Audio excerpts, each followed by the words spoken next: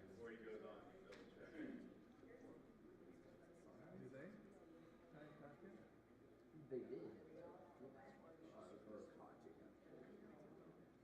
Playing a rock song or like a Yeah. Does it take off on a podcast song like? No, they were. Right. Yeah, there's a lot of.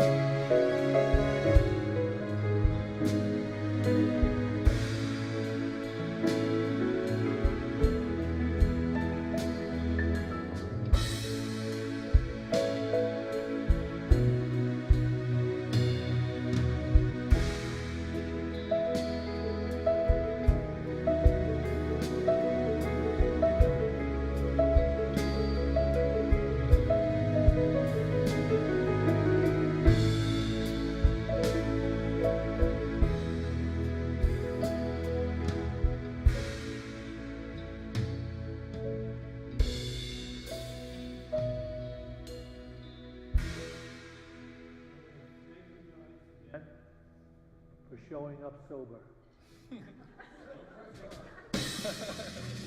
Okay. Good morning, everyone. She's going to speak. You know, okay, she's prettier than me. I understand. You judge by appearances, whatever. Is there anybody here from another unity?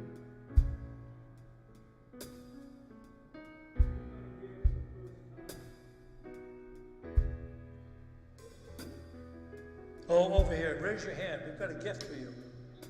All right, you're going to love it. Do we have a gift over here? Here we go. This is a bag of marijuana. Okay.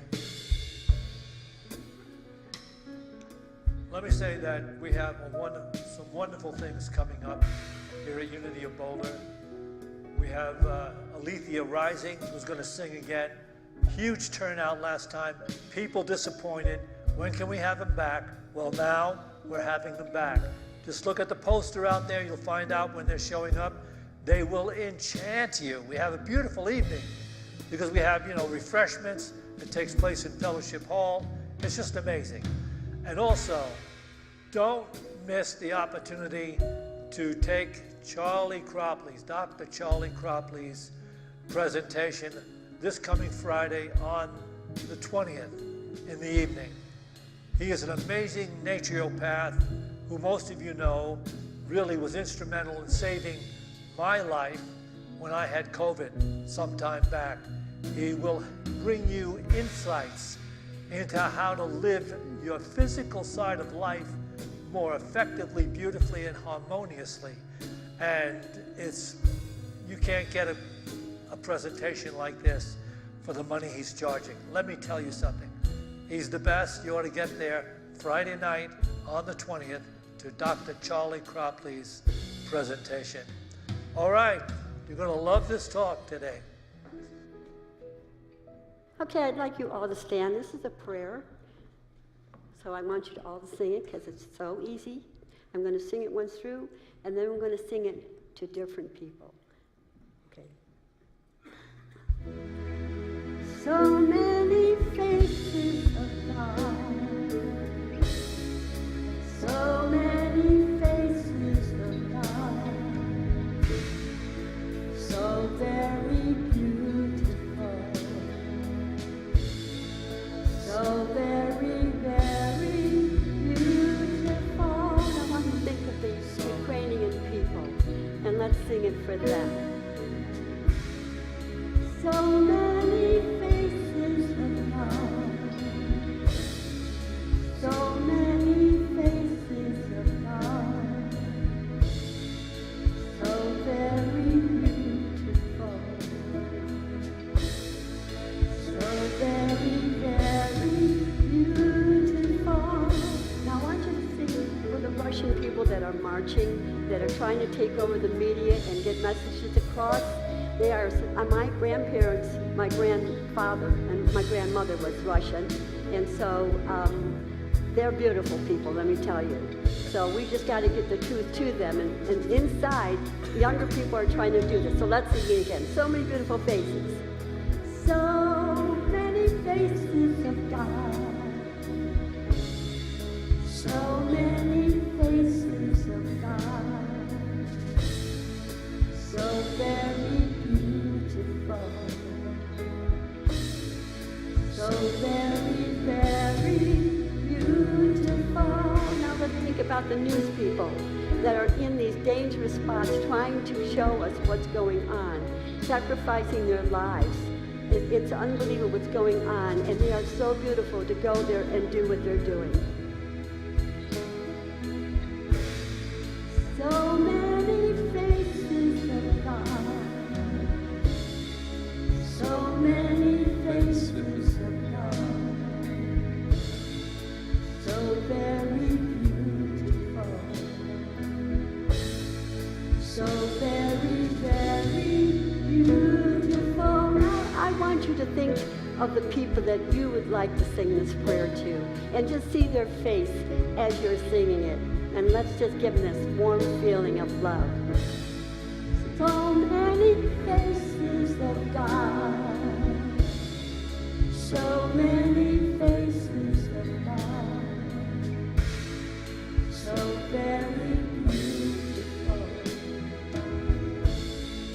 So very, very beautiful.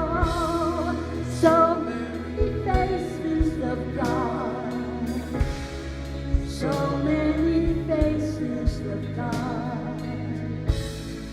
So very beautiful. So very beautiful.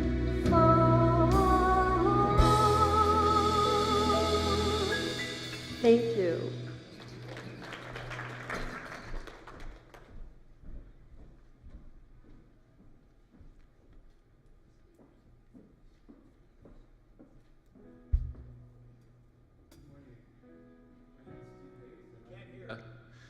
Assistant to the minister here at Unity.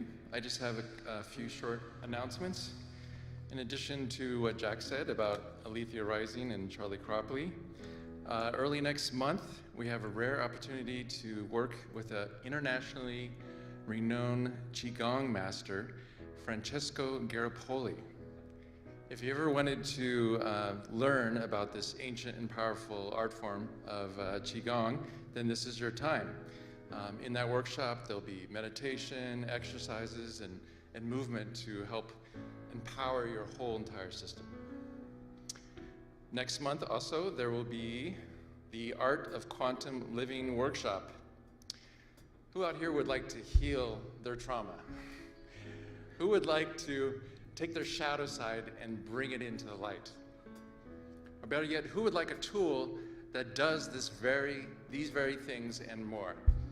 So if those things, thank you, interest you, then I look forward to seeing you at this workshop, which starts on May 26th, and will be taught in person, and if you're away, you can also take it online. And for all these things that Jack mentioned and I mentioned, you can register in the bookstore or online. Oh, one more thing is, next month on June 19th, there'll be a new dance here after Sunday services called Spirit in Motion. It's going to be a dancing practice infused with Unity principles. So stay tuned for more information on that. All right, now let's shift here and take a moment to pray. Go ahead and settle in your seat. Take a few deep breaths. And with each exhale, just let go of the outer world. Let go of your calendar. With each breath, imagine dropping into your heart and dropping into spirit. Father, Mother, God, universe, we are so grateful for all our infinite blessings. And thank you for the wonder of our divine inheritance as sons and daughters of Spirit. Let us all now be still and feel the presence of Spirit within. Be still and know that we are loved unconditionally. Be still and know and feel that we are whole. We are worthy.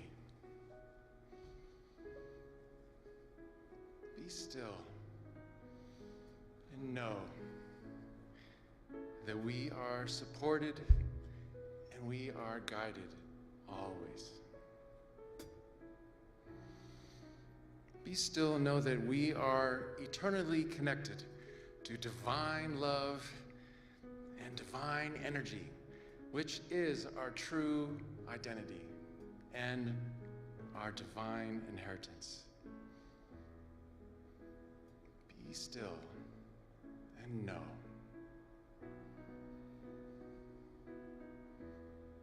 Father, Mother, God, we are willing to receive these blessings. We are willing to believe, and we are willing to be at peace. And to this we say, Amen. And now we have the wonderful opportunity to hear our musician, Joel Plymard. Let me welcome Joel. Thank you, Steve. 1, 2. Thank you very much. I've been writing this song this week, and I wanted to share it with you. I finished it about 2 days ago, I think, and kept sending them revisions to the lyrics, so it's kind of unfair to them, but I think it's done now, so I'll share it with you. It's about the planet, our planet, and it's called Borrowed Time.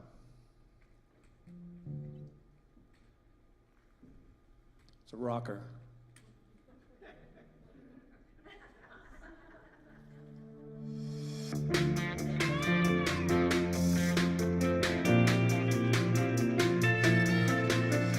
Don't take more than you give, that's what we teach our kids, but that's not what they see. Seeing grown-ups fight about the left and right every night on TV. The sky is blue and the grass is green, that's what every kid knows. But to simple facts, grown-up turn their backs to anywhere the wind blows. We're out of control with nowhere to go. We're way past I told you so. We're out on a limb, the boat that we're in is blatant past the undertow. And can we all agree on something? If we can, I'll tell you one thing that's been crossing my mind. We're crossing the line, living on borrowed time. The birds up in the sky, the fish out in the sea, they need the air and water. It's not just for their lives, it's also what we leave for all our sons and daughters. Let's do what we can to preserve our land. This may be our last chance. We're out of control with nowhere to go. We're all way past I told you so. We're out on a limb, the boat that we're in is getting close to the undertow. Can we all agree on something? If we can, I'll tell you one thing that's been crossing my mind. We're crossing the line, you. Living on borrowed time, on borrowed time.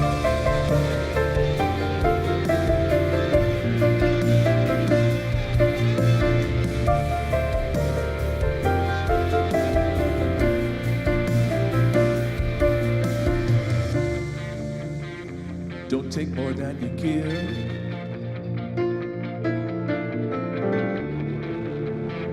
That's what we teach our kids.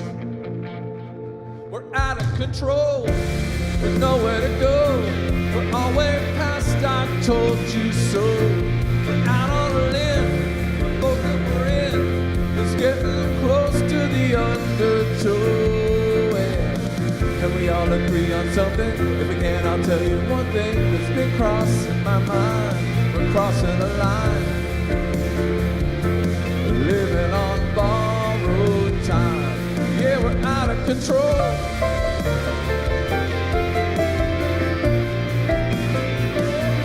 Out of control. Oh, yeah.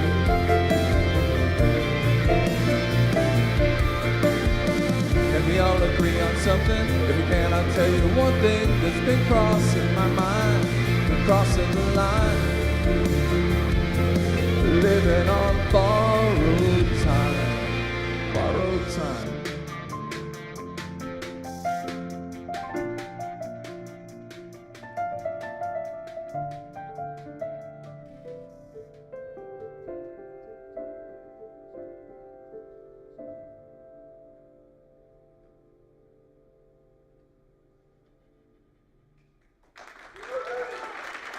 Thank you.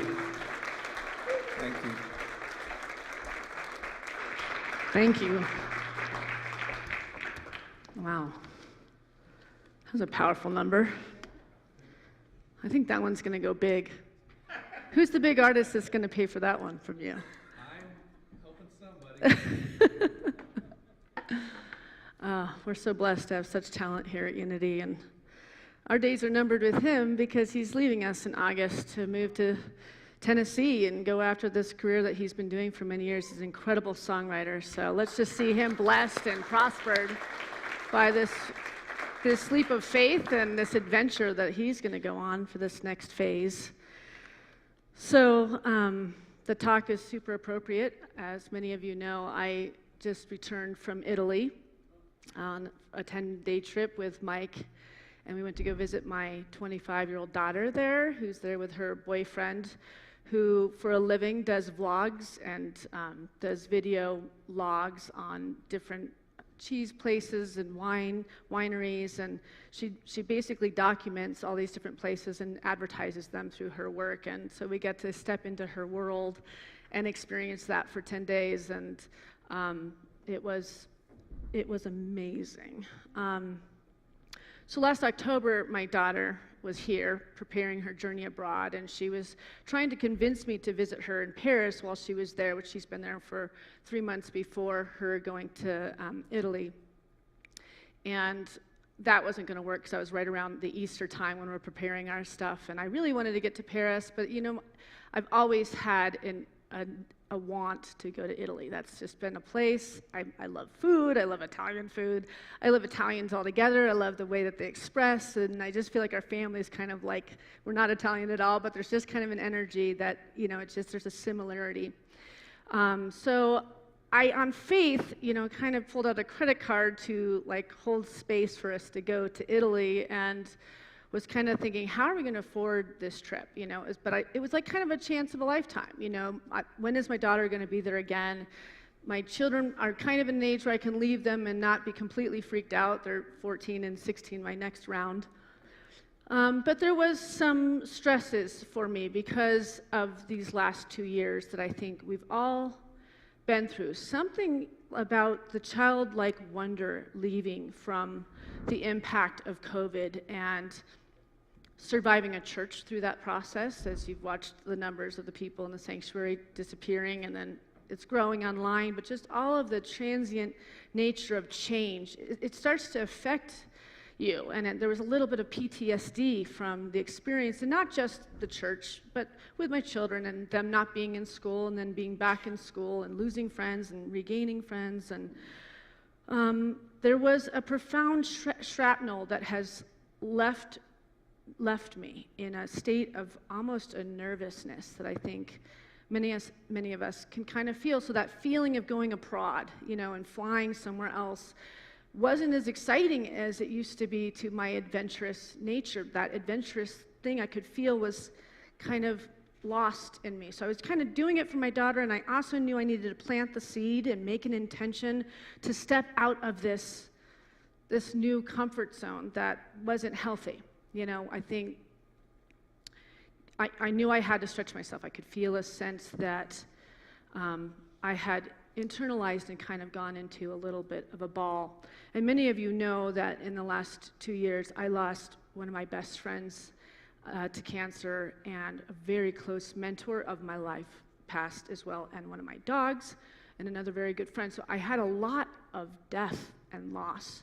So that also kind of brings up that fragility of life, the fragility that something bad can happen, you know, and there's a little bit of that. And because I've lost a son in my early 30s, that's already in me that I have to push past all the time. So then to have all that happen in 2 years, it really just, it took a toll on my free self and the part of me that wants to step out of my comfort zones. And I found this quote in a little book called The Flow of Life by Eric Butterworth, which is one of our greatest unity ministers of time past. And he writes, divine order is not simply an ultimate toward which to work through some prayer technique that claims its reality.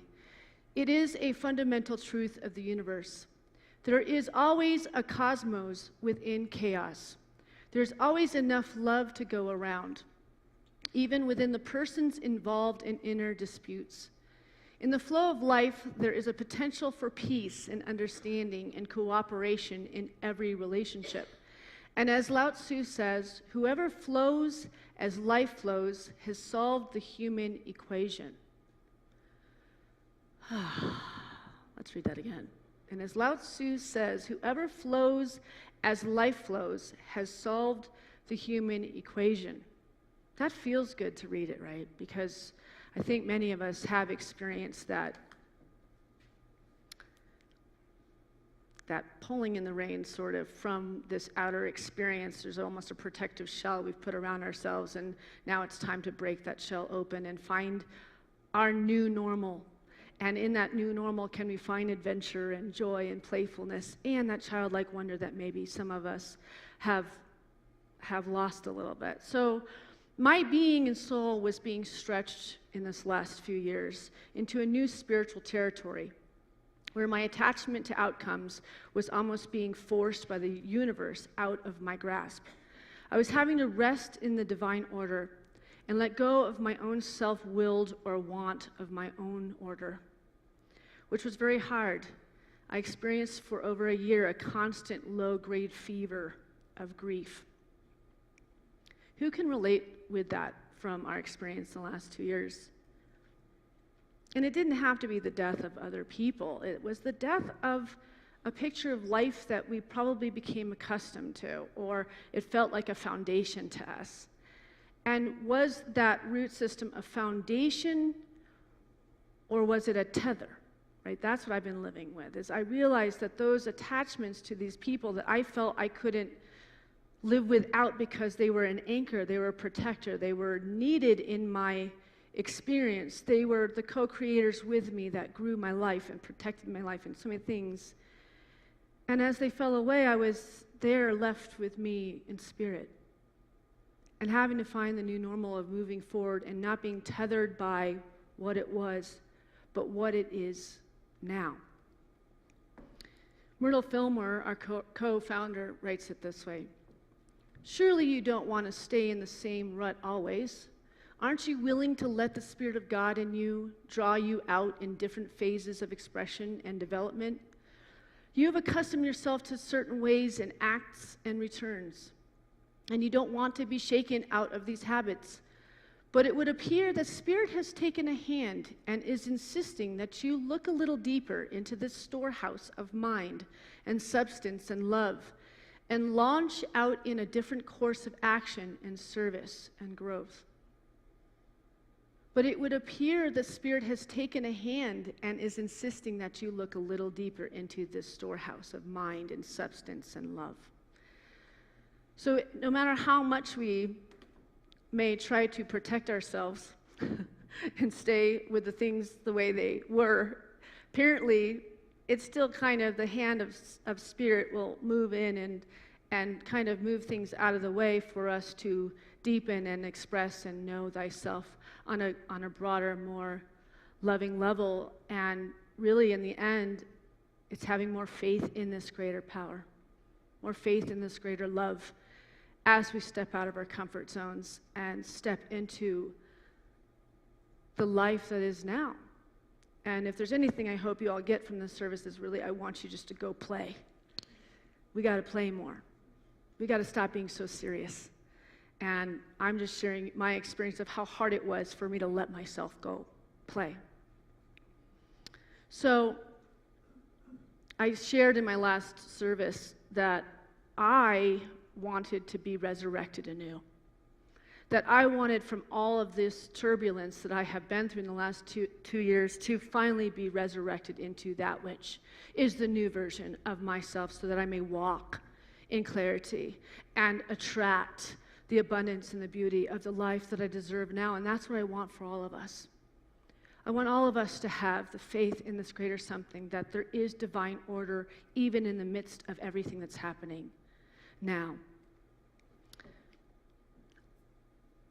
If it doesn't challenge you, it doesn't change you. When things are going smoothly, it just doesn't seem to make us take the next steps into a new territory, right? When things are difficult, we start to re-examine what matters, what's needed, and what we want. to put an intention of something we want out there, even if we can't figure out how we're going to create that. That's what I did last October when my daughters asked me to do that, just to put the deposit down on the plane tickets and go, I don't know how I'm going to do this, but I'm going to do this. I'm going to find a way to do this. And if it's not this, it's going to be something even better. But I'm making the intention, even though I'm feeling a lot of fear and worry about leaving teenage kids and the financial aspect and all these things, I'm going to put it out there because I'm going to plant the seed because I want to step out of this stuckness. And as those months went by, I started to feel a little bit more of the courage to handle and face going to play. As you move outside of your comfort zone, what was once the unknown and frightening becomes your new normal. As you move outside of your comfort zone, what was once the unknown and frightening becomes your new normal. So, we went to Italy right after Easter. I left my beloved dogs with my parents with tears flowing like you cannot imagine. When I dropped Gilly off at my parents' house, that was like, it was a feeling like he could die, right? There's something could happen to him. That's the scary thing, to be in that kind of PTSD, that my parents, who live for our dogs, obviously are going to take such good care, but I cried as if, so he knew how much I loved him. My grasp of control of my life was physically palpable. It was strange. I've always been an adventurous person, almost to a fault, and I was observing myself and was like, what the hell is wrong with you, Syntysche? What happened to you? You don't like the wild child that I used to be. Who is this woman that is just like, I can't leave the dog, I can't leave anything? I mean, nobody could possibly take care of everything that I brought into this universe as well as I do. But my intention was to go play. And I remember Mike and I were talking a few days before we were leaving, and we were descending into the fear of all the things that could go wrong. And I finally stopped that conversation. I said, Mike, let's put it out to the universe that we are open and receptive for a miracle experience in Italy. Let this be a moment in our life we will never forget. And let us experience Spirit guiding us in and through all that we are to receive for fun, protection, perfect timing, and perfect placement throughout this trip. And we just surround our kids and our dogs with Spirit and know that it's already taken care of. And we didn't bring it up anymore. And so I'm going to share a little video of the first part of our trip. This weekend, I will be on a little holiday in Roma with my mom and stepfather. For our first day, we wandered aimlessly around the Eternal City, starting the morning at the Pantheon.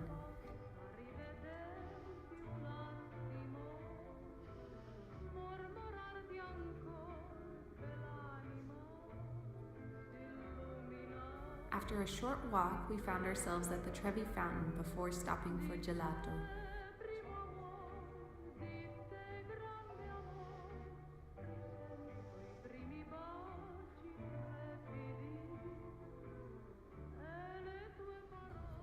This is Mom and Mike's first Italian gelato. How is it? I'm enjoying the creaminess while at the same time the smoothness.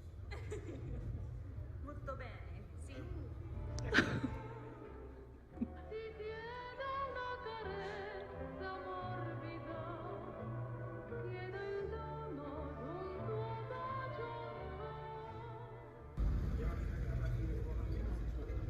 That's pretty good.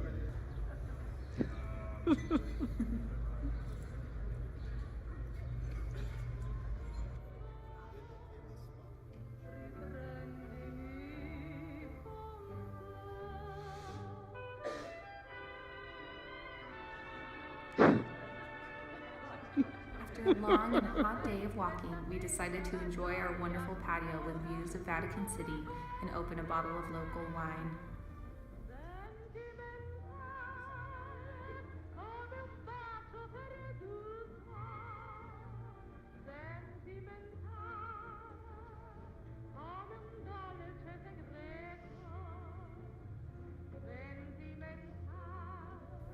I also showed my parents how a drone works for the first time, which was pretty funny.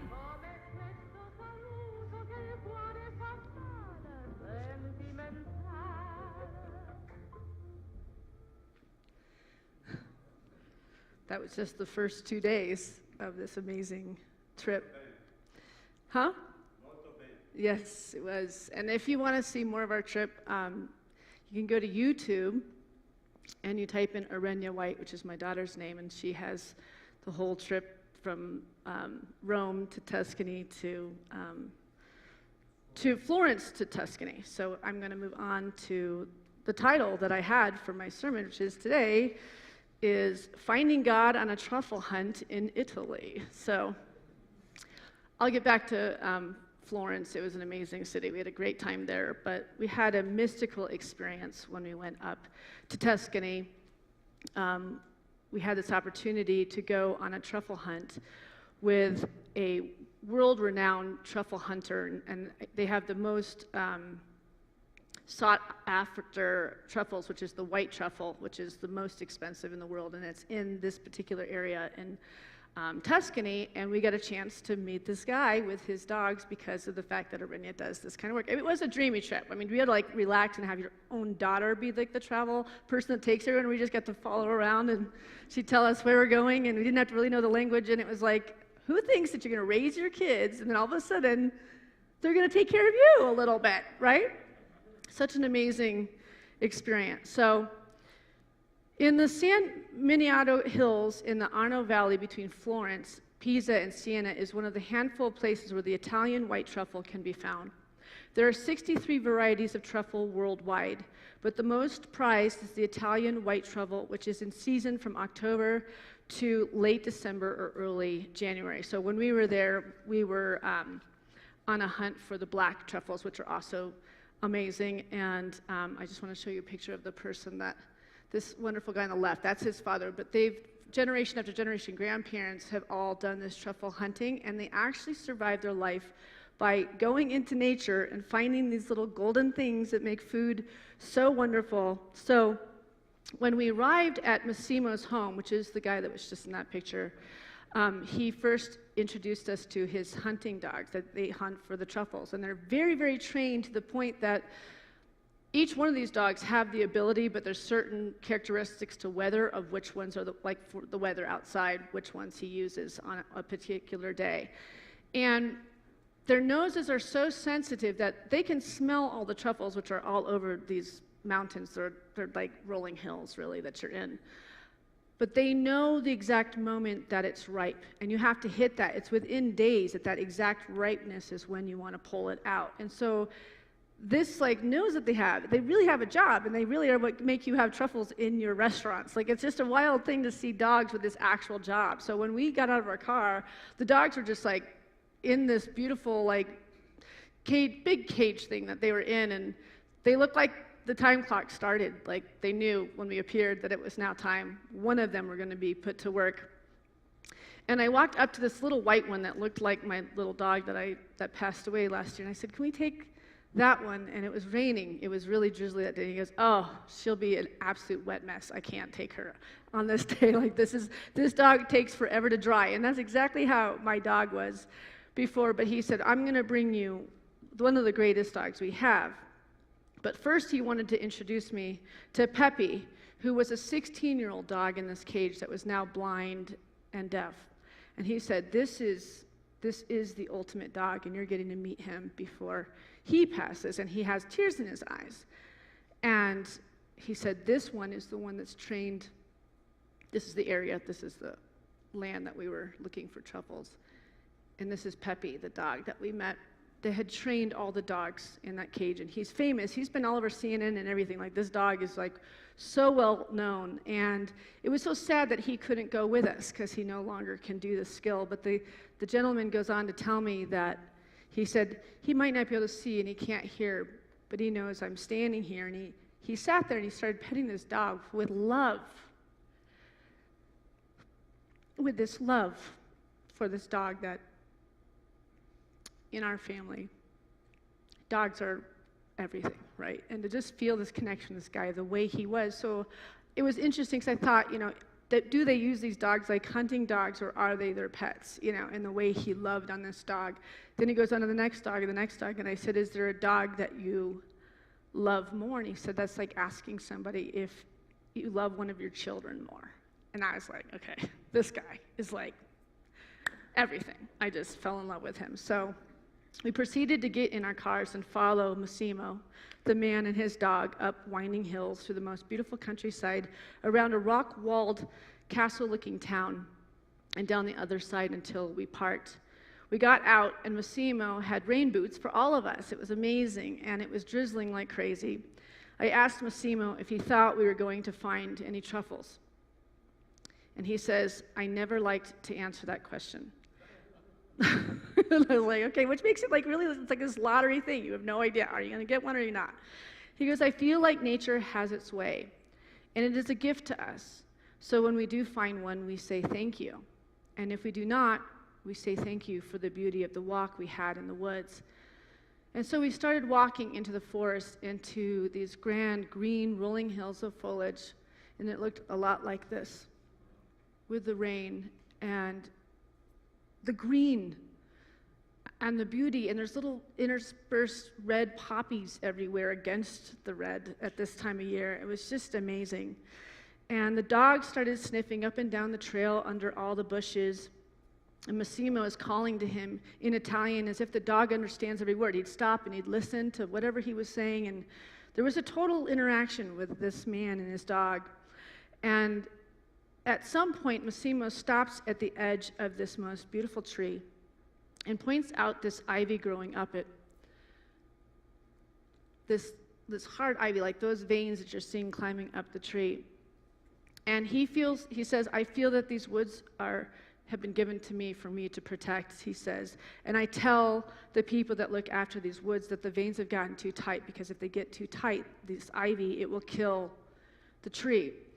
And he then goes on to say, every once in a while, I'll miss one, and I'll go into the woods, and the tree's ivy has gotten too tight on one of them, and the tree has fallen down without me noticing. He says on those days, he comes from a truffle hunt, and his wife asks him what is wrong. And he says, it's like losing an old friend. I've grown up my whole life in these woods. I know all of them, and one is lost. I feel like I've lost a best friend. My reaction when he said it is exactly how I reacted. When we were in the woods, there was something about the nature there and the way that all the people honored the planet. Just the way that there's trash bins everywhere. The cities are the cleanest I've ever seen. And the honoring of plants is just an amazing thing. And to feel a consciousness of a people that it's not more is more, like we are here. It's that subtle love for every moment. Everything is special. Everything matters. And you're satiated by every bit of you is filled with something wonderful, by the things you eat, by the things they say, by the way you feel. In a way that I haven't been around people like that since we used to hang out in the native lands with native people. That was the feeling I would get when we do that as kids. So after he said that, I'm in tears walking through the woods, and we're following the dog, and my mind starts wandering and pondering my life at home and the speed at which I've been living it, the overwhelm I feel at times. But in this moment, everything is right in the world. I realize the high frequency that I've been talking about in all my sermons for the last year, that I want us all to move into, that I'm with a conscious co-creator right now in such a high frequency of energy that I want to bring this home from Italy. I want to look in people's eyes and talk to them the way that the people talk to me there. I realize I've been too busy to really listen and be with you and be in the presence of all that I'm called to be here for. And I know that we're all walking around distracted too much. That it's really about this. It's about this vibrational connection between all of us. And I don't have to be in Italy to experience this. I just need to be in Italy to be reminded of what this is all about. In that moment, the dog did something new. And Massimo reacted and talked with him in Italian. They came to a consensus, and there was truffle under something. We could see it, and here's a video of that moment. Dove? Dove Geo? Che c'è Geo? Dove? Oh. Aspetta. Vieni qua, Geo. Geo qua. Vieni qua. His name's Giovanni. Vieni qua. Dove? When he is with the two hands, we are sure.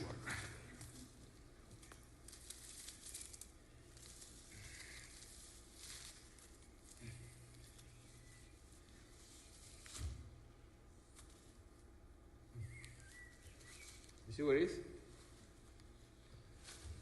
Oh yeah. Yeah.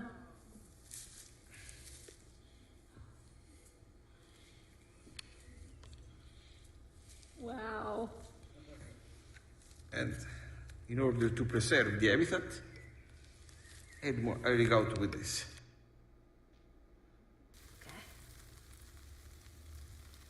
Oh my God.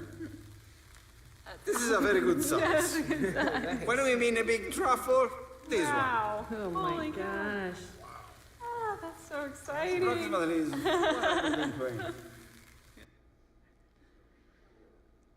So we found a very big size one. And it was just a really exciting feeling.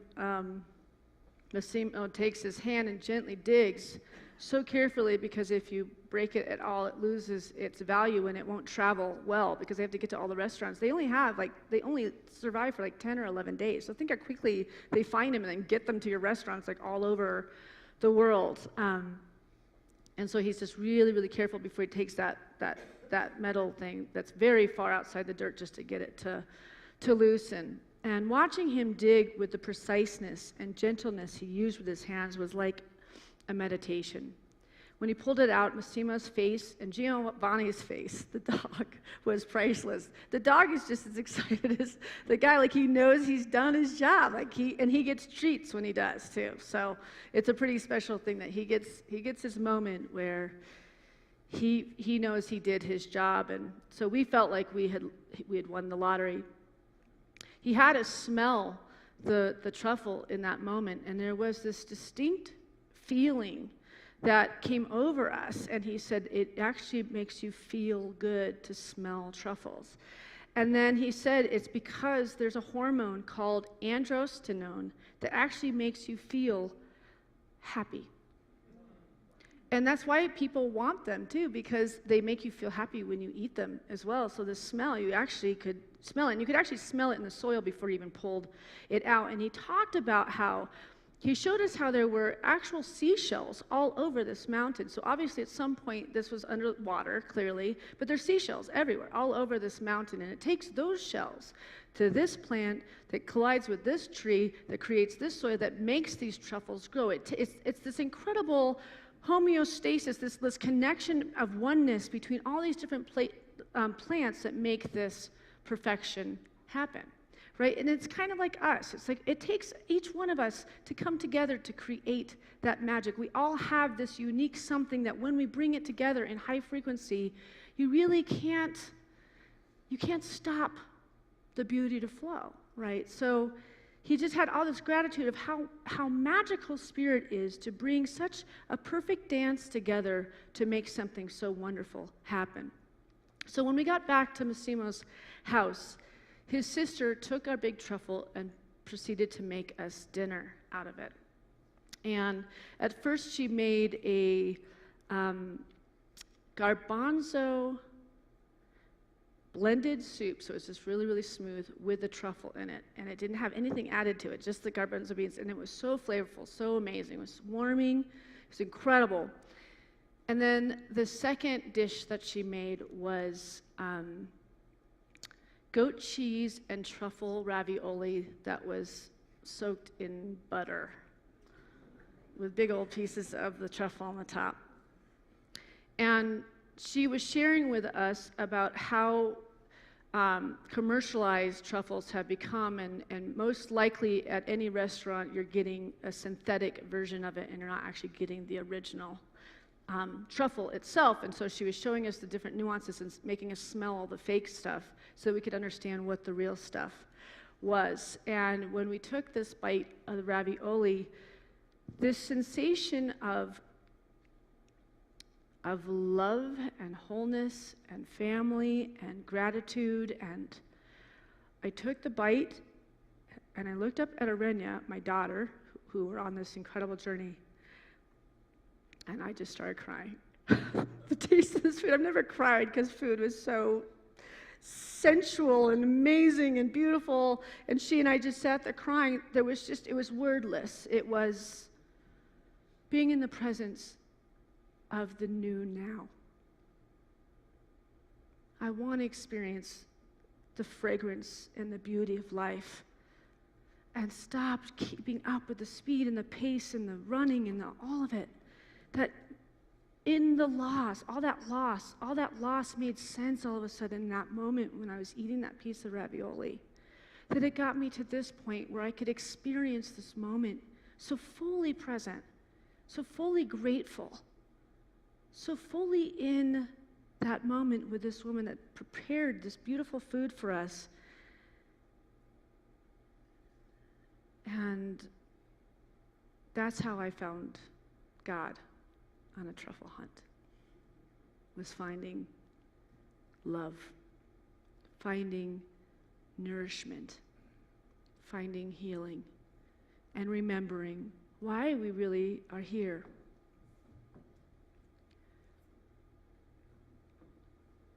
Miracles occur naturally as expressions of love. The real miracle is the love that inspires them. In this sense, everything that comes from love is a miracle. So I just want to take us into a short meditation. Take what moved you today and reminded you of something today, and take it forth to get into nature. When I came back, this place isn't lacking beauty. You know, Italy is the most beautiful country I have ever been to. But when I came home, I thought, we don't have it so bad here. We got the best people, the best mountains, the best wildlife.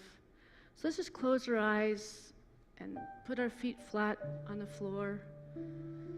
Just take a deep breath in and out.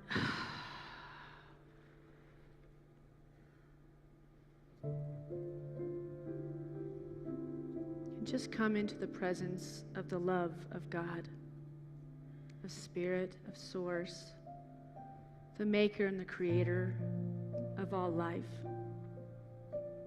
Bringing your mind in direct connection with your heart.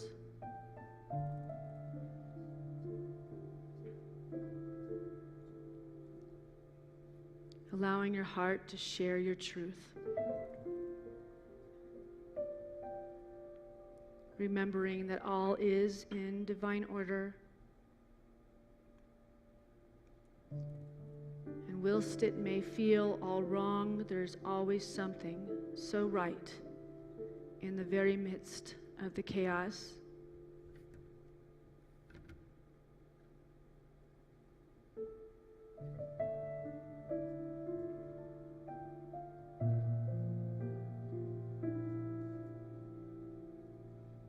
You might not grasp that right now, and that is okay. It's about having a willingness to move and flow with the changing winds. That is the true goal. As you will land where Spirit needs you. And then you will know why. All is how it is right now, and you will have rest through your restoration. As we know, God is love. Love is life. And we are God's life.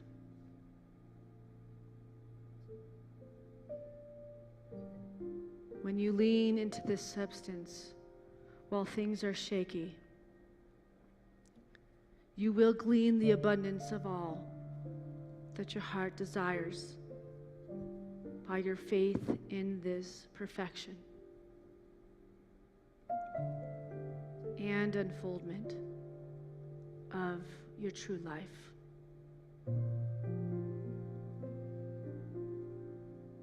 And so we say thank you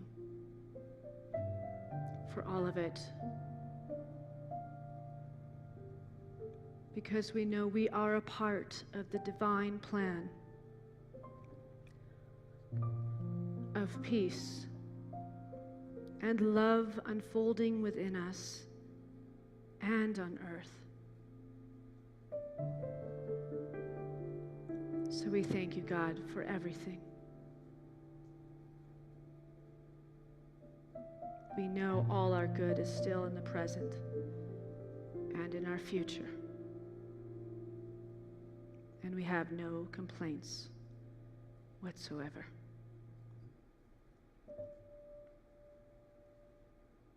Amen.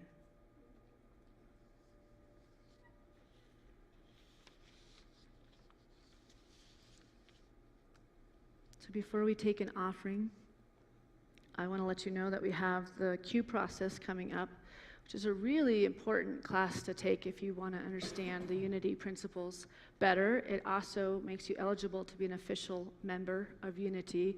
It's a 6-week-long class, and this is actually based on the book The Eye of the Storm by Gary Simmons, which is actually a ministerial book that many of us had to take, and it was the most life-changing book that I did take in my ministerial work on healing the shadow, healing the pains of the past in order to live in the present so completely, so powerfully. So I would highly recommend it. And then when you finish, and if you want to become an official member, then you get to have a cheese and wine gathering with the ministers and staff, and we all get together, and then you officially get to be a part of the ceremony on a Sunday following that. So I highly encourage it, and you can register in the bookstore today. Love you all. So glad to be back.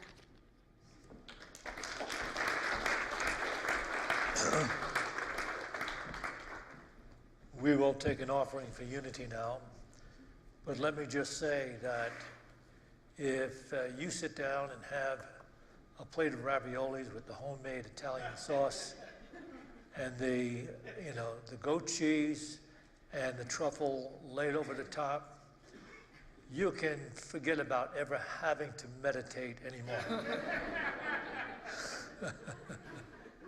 So maybe we'll figure out a way how to do that so we can serve that in Fellowship Hall after the service.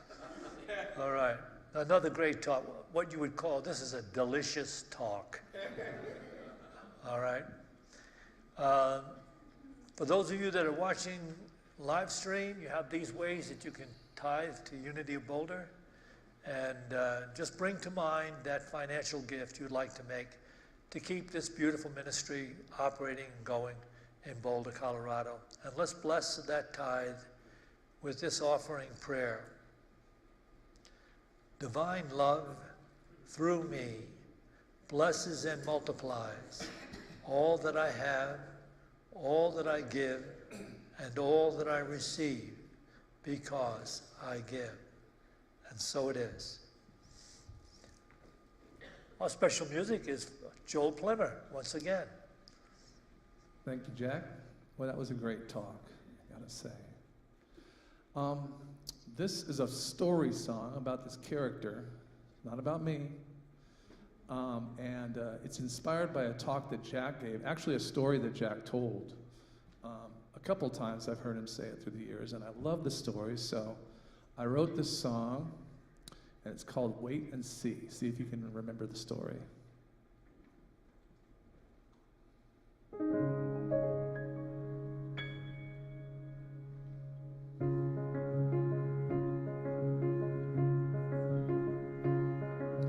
One turn and 200 horsepower left me in a ditch. The car was upside down and mangled. I thought that this was it. That's when I saw an angel's face looking down at me. Who knew I'd meet my future wife on Highway 93?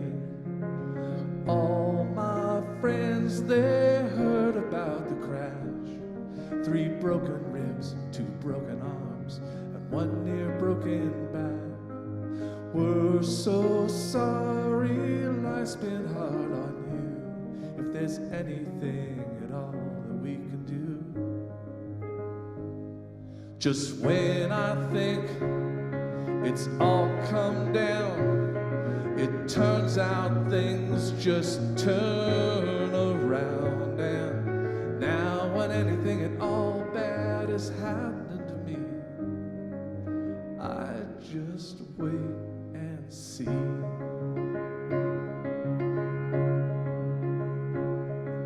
Soon my bones were healed up and we said our wedding vows. Spent a honeymoon at Baja, everything was working out. We had 7 days of blue skies, but then the dark clouds came. We barely survived a level 5 tropical hurricane. All my friends wrote in their wedding cards how beautiful your wife is and what a lucky man you are. Fate is finally smiling down on you. It's easy street from here on through.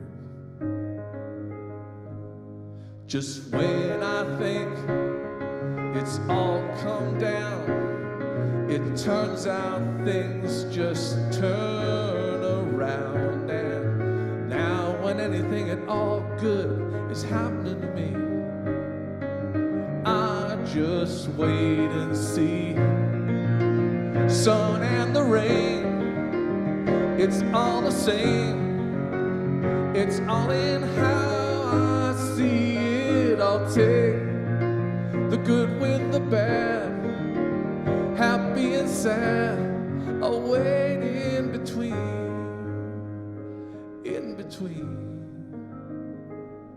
Cause when I think it's all come down, turns out things just turn around. And now when anything good or bad is happening to me, I just wait and see. Cause it can turn around. I just wait and see.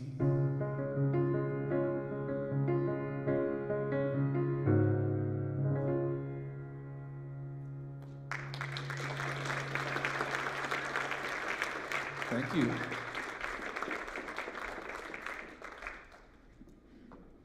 I also wanted to mention that the queue process can also be taken online. For those of you who are joining us online, is also going to be participating online at the same time as it's happening in person, so you can register that way as well. All right. And we've got prayer partners over there. If you could just stand up, they're wearing the white sashes. If you have a particular challenge you want to pray with someone about, just remain seated. When the congregation clears out, prayer partner will come up and you can share a prayer together. Or if you want to, go down to the meditation room and share a prayer down there. I want to remind you, though, you're not going to get a great opportunity like we have coming up Friday with Dr. Charlie Cropley. That's a really, really, I don't know how he can charge $25 for what he offers. You ought to be there on Friday. We're doing peace on earth, so shall we stand?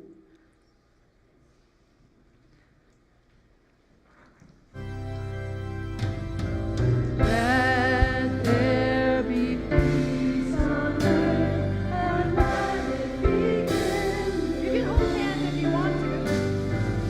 Let there be peace on earth, the peace that was meant to be, with God and